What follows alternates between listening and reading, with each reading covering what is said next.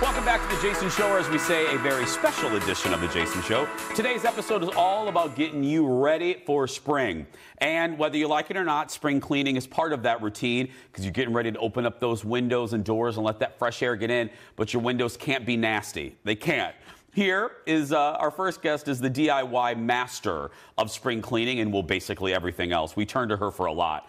From the blog Lavender and Laundry, Erin Meyer. Hello. Hello. I'm very excited for this because it's like The Price is Right. One of these three, our executive producer, Jeff, claims changed his life. Yes. Jeff is very dramatic like I am, but I believe him on this one. So I think it's life-changing. Okay, let's switch places. Right? Now, we're going to start here. What are we doing? So these are DIY cleaning wipes, and actually, this was the first DIY cleaning recipe I've ever made. So I have been doing this since before I even had a blog. This is old school. This is school, OG Erin. Tried and true. Got it. So what you're going to do is you're going to start off. These are actually reusable. So I cut up like an old T-shirt. You could do flour sackcloths. You're going to make about a 6x6 inch square. I love flour sackcloths, by the way. They're my favorite. I have one over there. Yeah. They're the best for drying dishes. Yes, they don't leave. Yeah, yes. Yeah. We can go on and on about that. Yes. But yeah. So what you're going to do is you're going to take about a dozen. Okay. And you're going to put them. I use a mason jar because we're going to add some essential oil, so you want glass. But I keep these in a cleaning caddy that's plastic so that it doesn't break. Got it. So you're going to just actually put them all in there, and then you're going to make the mixture. So I've already taken a tablespoon of dish soap and a half a cup of water.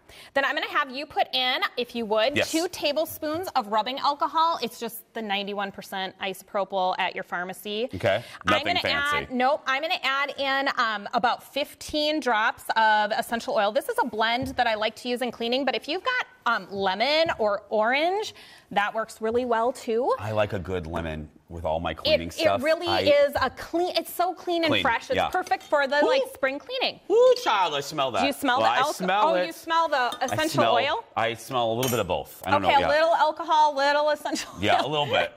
So what you're going to do then is you're going to pour that over all the wipes. So I used to put the liquid in the bottom and then realized that was really dumb because then the ones at the bottom would be saturated and the ones at the top wouldn't be. So you're just going to, obviously we would have had them all in there. And then they're just absorbed and they aren't like sopping wet. They're actually kind of like a cleaning wipe. I use them for remote controls. I use them for light switches, your toilet bowl handle, whatever. So, and then I just launder them with towels in hot, dry them, and reuse. So I'll wait until I use all of them and then remake the whole thing. I love it. That's a great idea. All right. So the next one is wood polish, and I had an old table that my grandfather, when he passed away, we got it, and it was in really, really rough shape, and I kind of was like, I don't know what to do, so I tried this DIY cleaner, and it was so amazing. So what you're going to do, I'm going to have you actually do 1 tablespoon of vinegar. Sorry, that kind of does really smell bad. And I'm going to do 3 tablespoons of olive oil. What? So it's just a 3-to-1 ratio. 3 olive oils to 1 vinegar. And you're going to mix that up. Okay. And that's all you have to do. So I would recommend, I always say this. Are you serious? That's all you have to do then. Here's my flour sackcloth. Yeah. And I would just, you're going to polish it on and then dry off any excess with the dry part of the towel. The thing about this is, I always say this, I'm going to say it for the next one too, is test it on a small area in the back. Like they always say a carpet cleaner too. Yes. Test on a small area. Yeah. And you really want to, because different woods are going to... and there's like sealants on the woods or whatever. So you want to make sure that it doesn't impact the color or the finish on your wood. But that was amazing. So again, test it because we don't want the emails. Test on a very small area.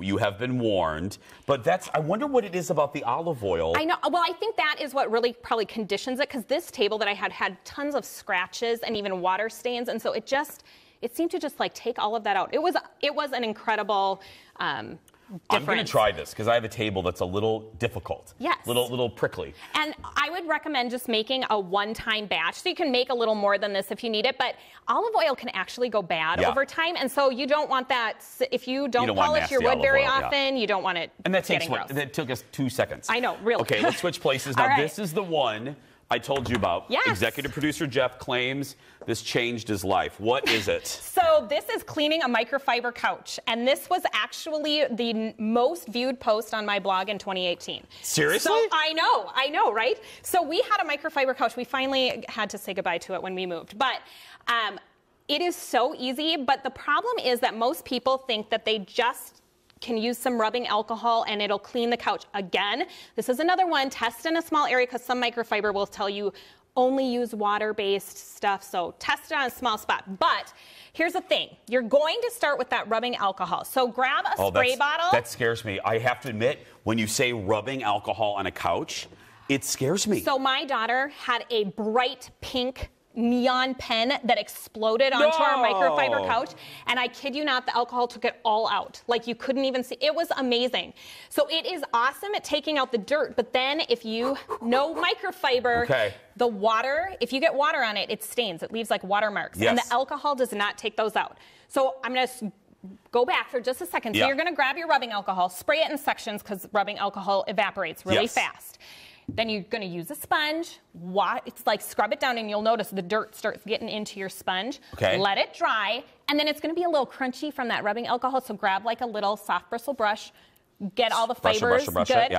And then you're going to take distilled water in a different spray bottle, grab a new clean sponge, go over it, and it will completely, it just takes all the water stains out, and then you can, once it's dry, do so a little it doesn't get crusty. And you're looking at before and after photos right now. Take a look at those.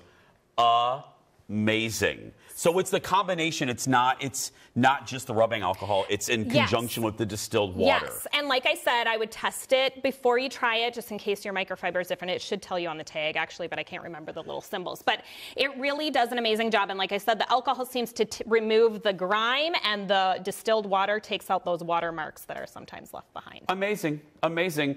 Erin Meyer, everybody, from Lavender and Laundry. You can check her out at her website. And again, if you missed any of this, don't worry. We're going to post this whole thing on Facebook a little bit later. And of course, full episodes of The Jason Show are available on YouTube. To search for The Jason Show.